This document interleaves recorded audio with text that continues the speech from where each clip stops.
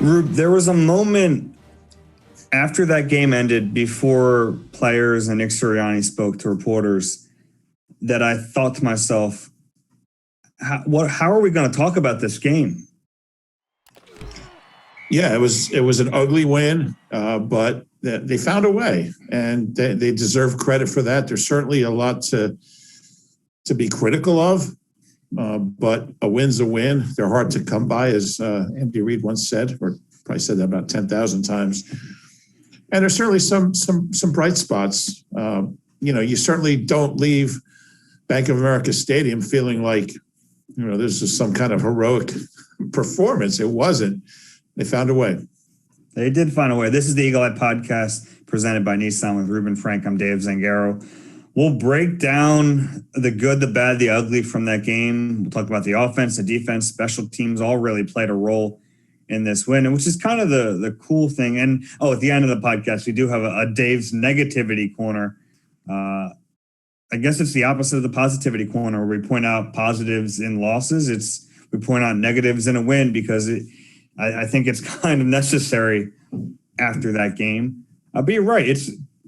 It goes down as a win in the column, just like a blowout would. So you beat a 3-1 team on the road. You take it. Yeah, it's a gutty win for sure. And we talked about all three phases. That's why, to me, it ends up being a good win, because it's the first time we've really seen them play complementary football since the opener. And it's just the idea that, when the offense was struggling, the defense kept them in the game. Then special teams gets a couple big plays, and then the offense finally puts it together. All three units worked together to get the win, and it wasn't pretty, but that's why it was so important for that to finally happen. Yeah, and they got contributions from places they haven't gotten them, and that was big too. It was more than just Devontae and Hargrave and Hurts or whatever. It was a team win, like you said, and on a short week with Tom Brady coming in. I guess he's out. I don't know. I heard he got hurt, but we'll figure that out. But yeah, apparently his hand was bandaged after the game, but he's playing. I'll be shocked if he doesn't play. I think he'll be okay. He might not shake anyone's hand after the game, because that sore hand, you don't want to aggravate it shaking hands with a quarterback. But So look, when you're 1-3, you take them how you can get them. Yeah, absolutely. And they're not 1-3 anymore. So there's 2-3, I guess. They are 2-3. That's how that works. At Nissan, we just made your choice for a new car an easier one than ever. With our most exciting and fuel-efficient lineup, the choice is yours. Now get great offers across our full line. Shop your local Nissan store today at nissanusa.com. Let's talk about the defense a little bit, because there was a lot of talk this week and a lot of important questions being raised about Jonathan Gannon and his unit. And they really responded well. They had a very good game. And I think we're kind of seeing, over the last 2 weeks, no, they didn't play well. They certainly could have played better, but they did play two of the best offenses in the league. And now, in the games where they're playing not Dak Prescott or Patrick Mahomes, are pretty good. Yes, somebody asked, a couple players were asked after the game, a couple defensive players, what was the difference between today and the last two games? And we were joking that they should have just said, we weren't playing Pat Mahomes. I mean, that's a big part of it. And look, you'd like to play better against him, but Sam Darnold is pretty much the polar opposite of Pat Mahomes. And he was bad today. Yeah, he was really bad. But, the defense also gave up 10 points early. They gave up 10 points in the first quarter. And, I'm thinking, here we go again. They can't stop anybody. Mm-hmm. So it was good to see. And I think what I liked about the defense was the D-line, I thought, really dominated as a group. And it wasn't just Hargrave. We saw Fletcher show up a little bit. He got banged up, came back. We saw Josh Sweat. I thought Barnett had some good pressures. I thought Barnett had his best game of the year. Yeah, he didn't have a sack, but I thought he had his best game of the year as well. He had a lot of pressures. I don't know what they gave him credit for as far as hurries or any of that. I'll look that up when you're talking. But I thought the whole D line was even Kerrigan had a tackle for loss, for crying out loud. So I thought the D line really controlled the line of scrimmage after the first quarter, after those first couple drives that the Panthers were able to, and the Panthers want to play ball control. They want to control the clock, and they did. They had 35 minutes of possession, and they want to run the ball. And I mean, Hubbard had 101 yards, which ought to be impossible. But he's not a bad little player. He's not bad. Yeah, no, he's fine. But he's not, he's not Ezekiel Elliott or, Clyde Edwards St. Hilaire, Eclair. But did you put a Saint in there? Saint Hilaire, yeah. He's now Saint Hilaire. I thought the D-line had their best game as a group. And Hargrave got a 6th sack. I mean, he's playing unbelievable. First Eagle defensive tackle ever with 6 sacks in the first 5 games. I can't wait to see how fast, how the NFL Next Gen Stats tells you the fastest sacks. That's going, that was quick. Yeah, he got in there in a flat. I thought that they really wore down that Panthers O-line by the end of the game. They were really dominating the line of scrimmage. That was good to see. And they need to. That's the way this defense is built.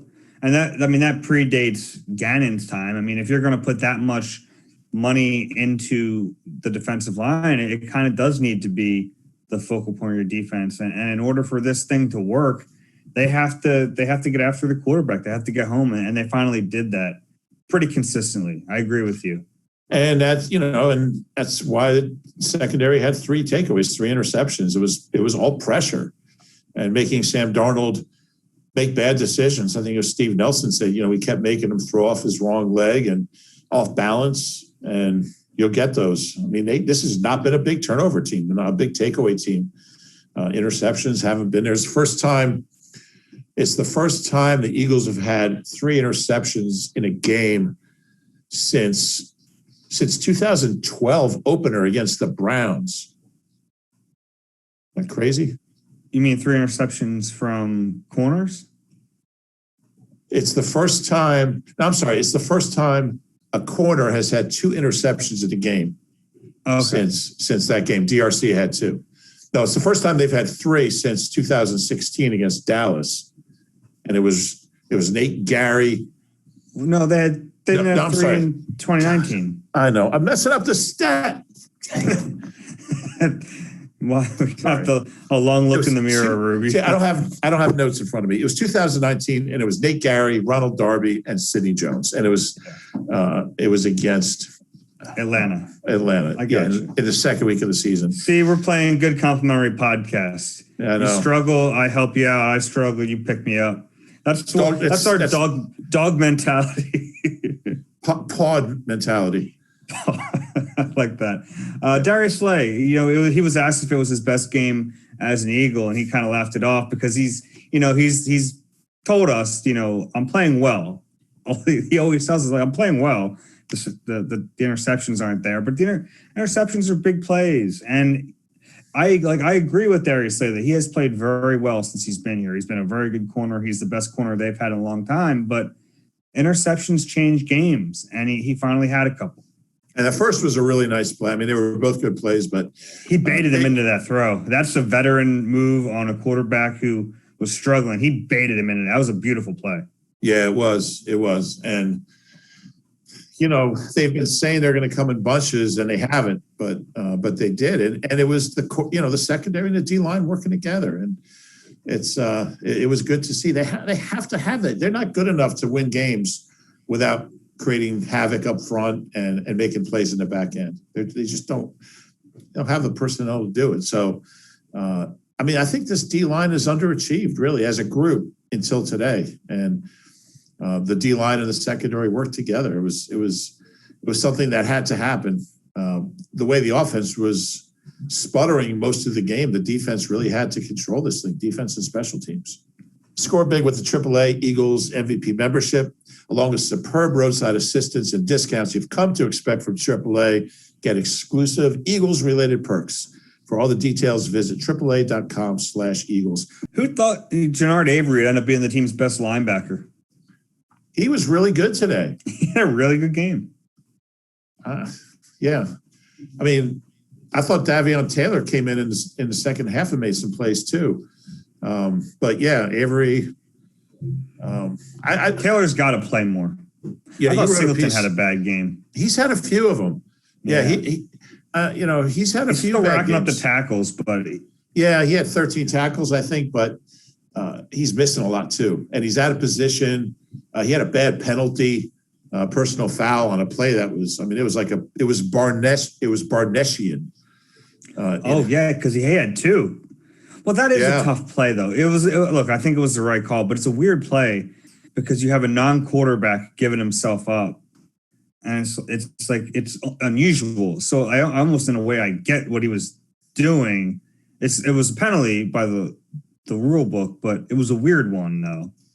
Yeah, because usually you don't see a position player kind of give himself up, but he'd been touched as well. So yeah, that's the thing. It's not enough for him to give himself up, but that's what basically ended the play because he gave himself up and he was touched, so he was down. This is a weird thing to see. Yeah, so I'd like to see some new combinations out there at linebacker. We've talked about that, but Jannard Avery was a playmaker. He was. The defense was fun to watch today, and I think they've. There was the one on the touchdown miscommunication. It looked like Harris was signaling for Steve Nelson to pick up the man on that side. So miscommunication, that didn't. It never looks good when there's miscommunication at the goal line and there's a wide open man in the end zone. You never want to see that the Nnamdi Kirk Coleman. We were joking on Slack during that play that Kirk Coleman got blamed for that one. It's never a good look. But hey, you mentioned it. They gave up those 10 points, and then they really locked down after that. I was impressed by the way the unit played. 2 field goals, and one of them was 58. 50 yards. Yeah, Elliott hit a 58-yarder.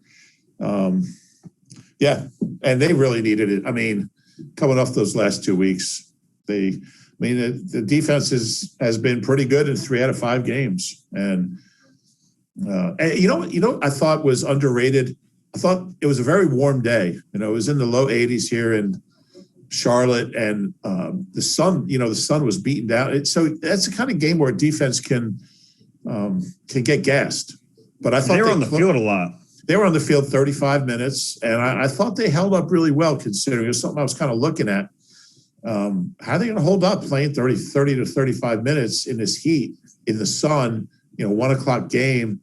They held up well. It looked like, Gannon substituted a lot, try to keep guys fresh. I mean, he's going to do that anyway, but I thought that was really encouraging. It shows that they're fairly fit to be able to play well at the end of a game like that.